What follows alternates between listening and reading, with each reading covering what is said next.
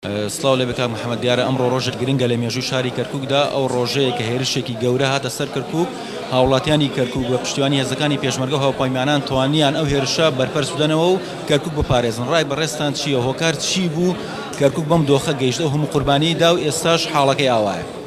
دیارە ئەمڕۆ ڕۆژێکی گرنگە بۆ کەرکووک، بۆ کوردی کەرکووک، ڕۆژێکی گرنگە ڕۆژی قوربانیدانی کەرکووچەکانە بۆ پارێزگاریکردن لەم شارە. 5 ساڵ لەمەوبەر لە ڕۆژێکی ئەوهادا گەورەترین هێرش کرایە سەر کەرکووک لەلایەن تیرۆریستانی داعشەوە بۆ داگیرکردنی.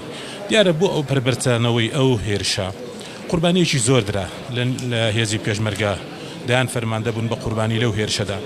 کورد سلماندی لەو ڕۆژەدا بەڵێ هاوپەیمانان هاوکاری کوردبوونە، بەڵام بە قوربانیدانی هێزی پێشمەرگە، بە قوربانیدانی خەڵکی شاری کەرکووک ئەوانی کەواکو خۆبەخش ئەو ڕۆژە چوونە مەیدانی بەرگریکردن لە شاری کەرکووک. سلمانیان کە بڵێ کورد دەتوانێت پارێزگاری لە خاچی خۆی بکات بۆ کورد ئامادەی هەموو کاتێک خەڵکی کوردستان بەگشتی و خەڵکی کەرکووک بە تایبەتی ئامادەی قوربانیدانە لە پێناو پارێزگاریکردن لە خاک. ئەمڕۆ دوای 5 ساڵ و لە بارودۆخێکی تایبەتی کەرکووکە کە ئەم یادە دەکەینەوە، ئەمڕۆ کەرکووکێکی جیاواز دەبینین لەو کەرکووکی 5 ساڵەم و پێش ئێمە خەڵکی کەرکووک دیفاعی لێکرد قوربانی بۆدا.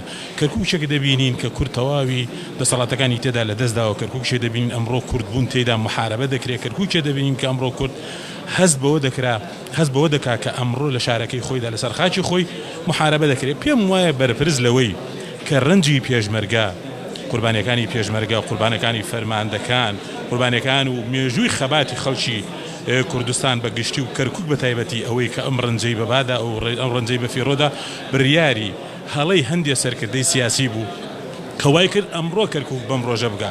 ئەو کەرکووکەی هەموو کاتێک خەڵکەکەی ئامادەیە لە پێناوی قوربانی بدا، لە پێناو پارێزگاریکردن لێدا قوربانی بدا. ئەمڕۆ دەبینین کەرکووکێکی غەمبار، کەرکووکێکی ڕەشپۆش لە ئەنجامی هەڵەی سیاسی کەواتە من پێمە لە یادی 5 ساڵەی ڕۆژی بەرگریکردن لە شاری کەرکووکە حەقی ئەمڕۆ گلەی خەڵکی کەرکووک لەو سەرکردانەیە کە قوربانی خەڵکی کەرکووکیان بە ئاوادا، قوربانی فەرماندەکانی پێشمەرگەیان بە ئاوادا ڕەنج بە خەسار بوو خەڵکی کەرکووک.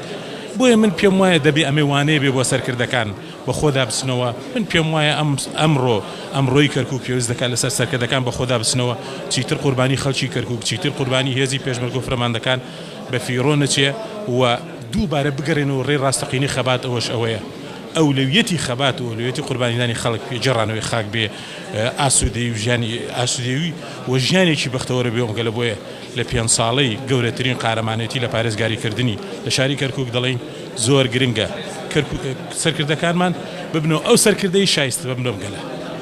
سەکانت خۆش بێ، زۆر سپاس.